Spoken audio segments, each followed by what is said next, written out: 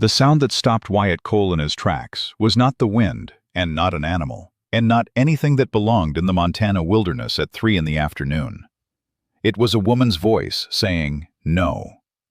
Not screaming, not crying, just saying the word "no" over and over in a tone that meant she had already said it 100 times and knew it would not matter, but kept saying it anyway because stopping meant surrender. Wyatt was 50 yards from his cabin, carrying 2 dead rabbits and a rifle when he heard it. He dropped the rabbits. He ran. When he came around the side of the cabin, he saw a man in the clearing, tall, rangy, wearing a coat too fine for mountain work, with his hand fisted in the hair of a woman on her knees. The woman was Clara, his cook, 6 months pregnant with a belly she could no longer hide and a face that was already swelling on one side. The man hit her again. Wyatt did not think.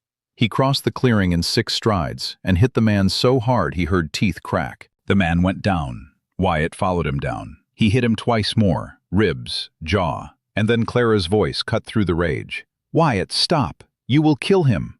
There are moments when violence is the only language left that speaks clearly enough. If you have ever watched someone protect another person with the kind of fury that breaks bone and silences rooms, drop the name of your city in the comments. I want to know how far protection travels when words are no longer enough. Subscribe if you believe some people will cross any line to keep the people they care about safe. Because what Wyatt Cole did in that clearing in November 1882 did not just save one woman's life. It changed 2 lives forever in ways neither of them saw coming. Clara Hayes had been cooking for Wyatt Cole for 4 months. She had arrived in July, alone, 8 weeks pregnant, with a canvas bag and desperation written across her face. She had knocked on his door and asked if he needed a cook. He had said no. She had asked if he needed someone to clean. He had said no. She had stood on his porch and said, "I will work for food and a place to sleep. That is all. No wages. Just let me stay." Wyatt had looked at her worn dress, at her empty hands, at the way she held herself like someone expecting to be struck. He had said, "I do not need a cook, but I have a spare room. You can have it. No work required." She had stared at him. "Why would you do that?" "Because turning away a pregnant woman seems like the kind of thing that gets a man sent to hell." She had stayed. Not because she had nowhere else to go, though that was true, but because Wyatt Cole was the first man in 6 months who had offered her something without demanding payment. She slept in the spare room. She cooked because she needed to feel useful. She cleaned because sitting still made her think too much. Wyatt never asked her name, never asked about the baby, never asked why she was alone. For 4 months they lived in the same house and spoke perhaps 10 words a day. Wyatt worked his trapline, Clara cooked and cleaned, and tried not to think about the fact that her body was growing something she had not chosen and did not want and could not escape. Then the stranger came. His name was Martin Hayes, Clara's husband. She had run from him in June when she discovered she was pregnant with a child he had forced on her. She had run because Martin Hayes was the kind of man who believed his wife was property, and pregnancy meant ownership. She had made it 4 months and 800 miles before he found her. He had tracked her through 3 territories. He had followed rumors and asked questions, and paid people to remember a pregnant woman traveling alone. When he found her, he came to Wyatt's cabin while Wyatt was out checking his traps. He knocked on the door. Clara opened it. She saw his face and tried to slam the door shut. He put his boot in the gap and shoved it open. She ran.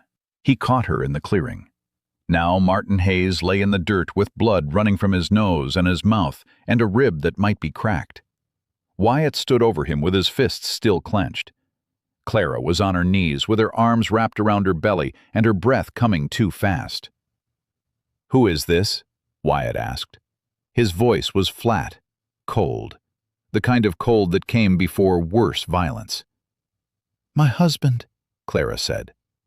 Wyatt looked at her, then at Martin. "Your husband?" "Yes." "He hit you?" "Yes." "How many times?"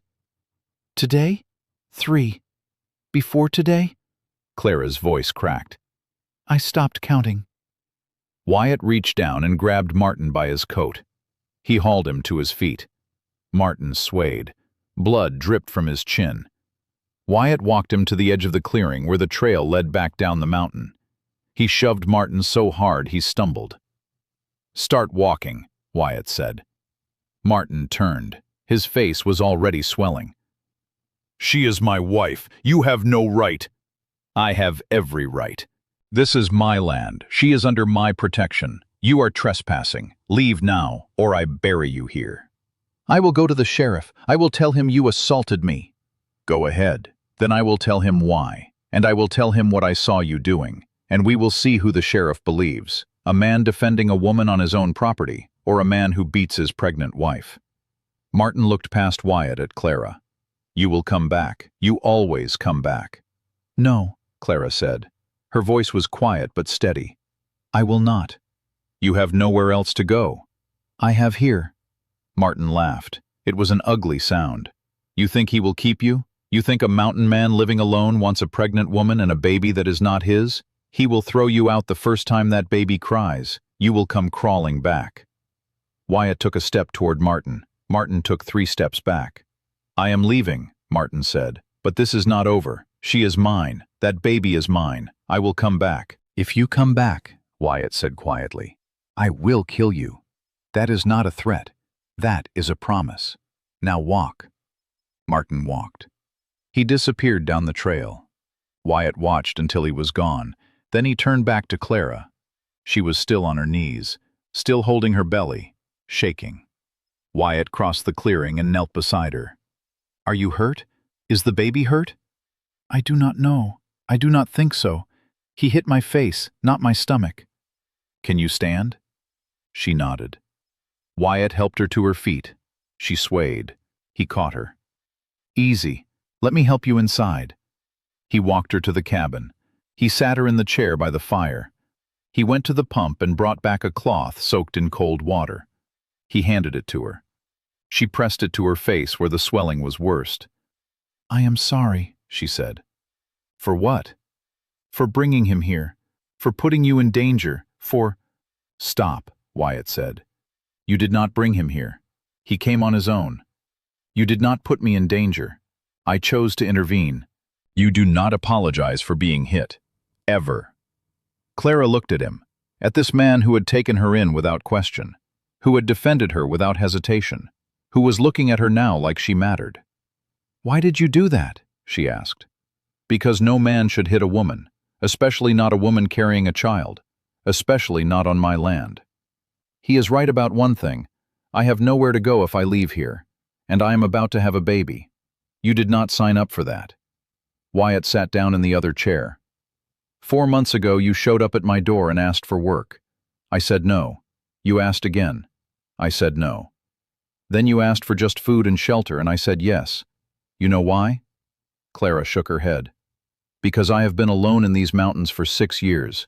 6 years since my family died. Since I walked away from everything because I could not stand to be around people who reminded me of what I lost. I came here to disappear, to work my trap line and live alone, and not have to explain to anyone why I do not smile or talk or care about anything." He paused. "Then you showed up, and for 4 months you have been in this house, cooking, cleaning, existing. And the house does not feel like a tomb anymore. It feels like a place where someone lives.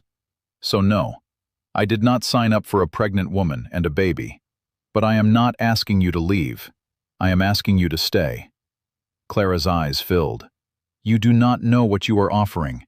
Babies cry. Babies need things. Babies are exhausting." "I know. I had 3 of them before I lost them." Clara went still. "You had children?" "A boy and 2 girls, 7, 5, and 2. Fever took all 3 of them in 1 week. My wife died a month later from grief, or that is what the doctor said. I think she died because she could not bear to live in a world without them." Wyatt's voice was flat, factual, like he was reciting something he had memorized. "I buried them all in the same week. Then I left. I came here. I have been here ever since. I am so sorry. I am telling you this so you understand. I know what babies are. I know what children need. I am not afraid of it. I am afraid of not having it.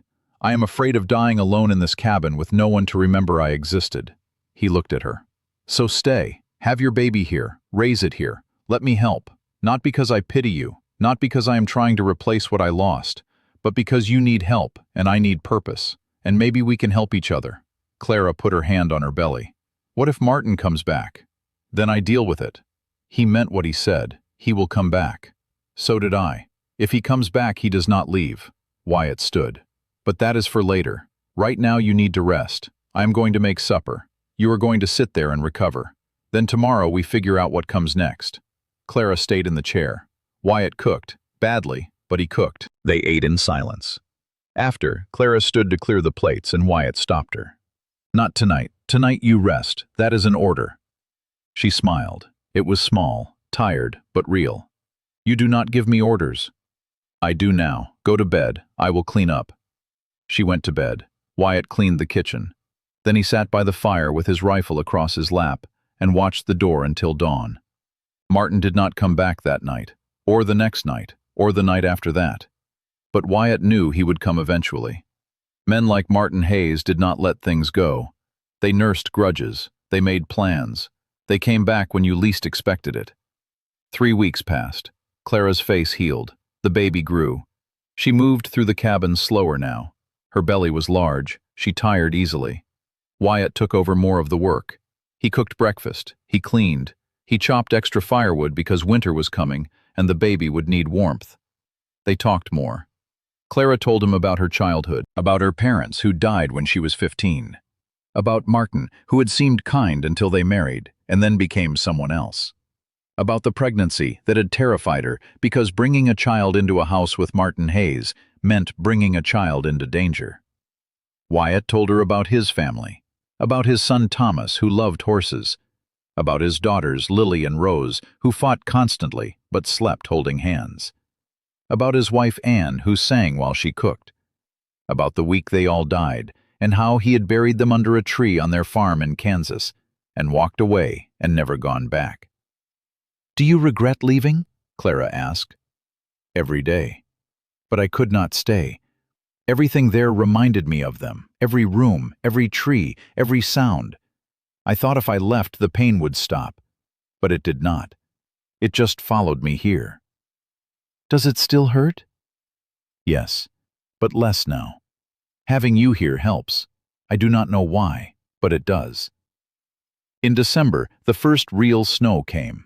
2 feet overnight. The cabin was buried. Wyatt dug paths to the barn and the woodshed. Clara made stew and bread and coffee. They sat by the fire in the evenings, and Wyatt read to her from the Bible her mother had given her. Neither of them was particularly religious, but the words were familiar and comforting. On a Tuesday in late December, Clara went into labor. It started at dawn. By noon, she was in agony. Wyatt had delivered calves and foals, but never a human baby. He did what he could. He boiled water. He tore clean sheets for towels. He held her hand when the contractions came and she screamed. The baby was born at sunset, a boy, small but healthy. He cried the moment he came into the world, a strong, angry sound that filled the cabin. Wyatt cut the cord. He wrapped the baby in a blanket Clara had sewn from old flour sacks. He handed the baby to Clara. She looked at her son, at his tiny face, at his clenched fists. She started crying. "I thought I would hate him," she said. "I thought I would look at him and see Martin, but I do not. I just see him. What will you name him?" Clara looked at Wyatt. "Thomas, after your son, if that is all right." Wyatt's throat closed. He nodded. He could not speak. Clara held baby Thomas and cried. Wyatt sat beside the bed and put his face in his hands and cried too. For his own children. For this child who would live. For this woman who had survived. For the fact that life continued even when you thought it had ended. In January, Martin came back. He came at night. He broke a window and climbed through. He had a knife. He found Clara asleep in her room with the baby in a cradle beside her bed. He grabbed her before she could scream. He put the knife to her throat. "I told you I would come back," he said. That was when Wyatt appeared in the doorway with his rifle. "Let her go." Martin pressed the knife closer. "I will kill her." "No, you will not, because if you hurt her, I will shoot you, and if you kill her, I will hunt you down and bury you alive. Let her go." Martin looked at Wyatt, at the rifle, at the expression on Wyatt's face that said he meant every word. He let Clara go. She stumbled away from him. She grabbed the baby from the cradle. "Get out," Martin said to Clara. "We are leaving, now." "No," Clara said. "I am your husband. You do what I say." "Not anymore." Martin turned to Wyatt. "You cannot keep her. She is mine." "She is not yours," Wyatt said quietly. "She is not anyone's. She is a person. And she is staying here, and you are leaving, or I am carrying you out in a box." Martin laughed. "You think you can keep me away? I will come back. I will bring the law. I will bring the sheriff. I will—" "The sheriff is a friend of mine," Wyatt lied. "And I will tell him you broke into my house with a knife and threatened a woman and a baby, and he will arrest you, and you will hang. So you have two choices. Leave now and never come back, or stay and face the consequences." Martin looked at Clara. "This is your last chance." "Good," Clara said, "because I am done with chances. I am done with you. Leave." Martin looked at Wyatt, at the rifle that had not wavered, at the fact that he was outnumbered and outmatched. He walked to the broken window. He climbed through. He disappeared into the snow. Wyatt watched him go. Then he lowered the rifle. He turned to Clara. "Are you hurt?" No, he did not have time. She was shaking. The baby was crying. She held him close. "Will he come back again?" "No." "How do you know?" "Because I am going to make sure he cannot." The next morning, Wyatt rode down the mountain. He went to the nearest town. He found the sheriff, a man named Grant who Wyatt had met once years ago. He told Grant everything, about Clara, about Martin, about the abuse, about the threats, about the break-in with the knife. Grant listened. Then he said, "If Martin Hayes comes back to this territory, I will arrest him. I will make sure every sheriff in Montana knows his name and his face. He will not be able to hide. He will not be able to bother her again." Wyatt rode back up the mountain. He told Clara what Grant had said. She cried with relief. "I am free," she said. "For the first time in 4 years, I am free." "You are," Wyatt said, "and you are safe, and you and Thomas can stay here as long as you want." "What if I want to stay forever?"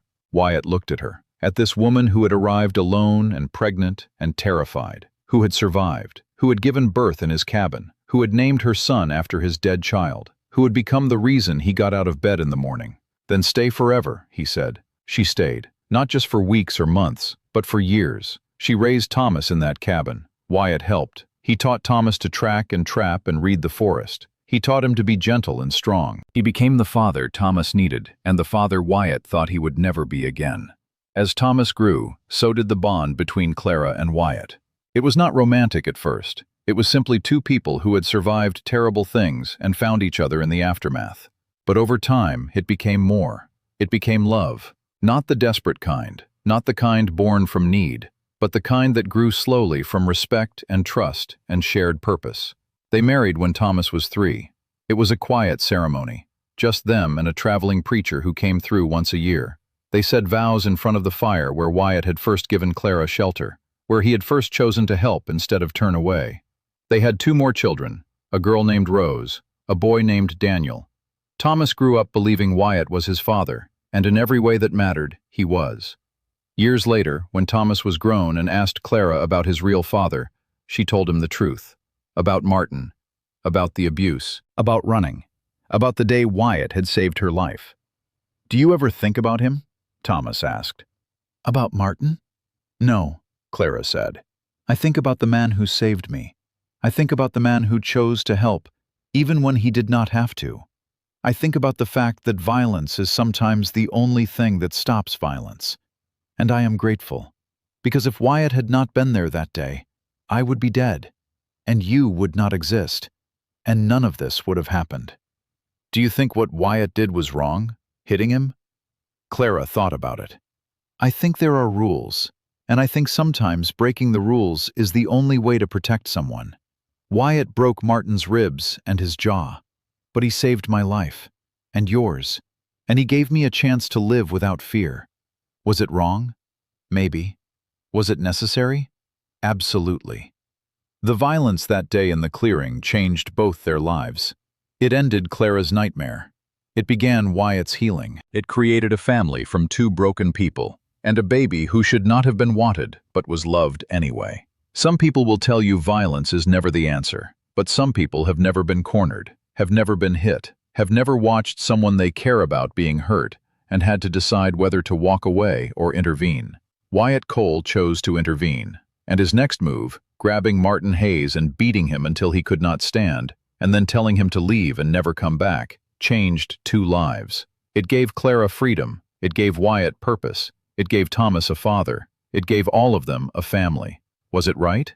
That is a question for people who have never had to make that choice. For Wyatt and Clara, it was simply necessary. And sometimes necessary is the same as right, even when it involves broken teeth and cracked ribs and a man walking away bleeding. Because some things are worth fighting for. Some people are worth protecting. And some moments require a choice that cannot be undone. Wyatt made that choice, and neither of them ever regretted it.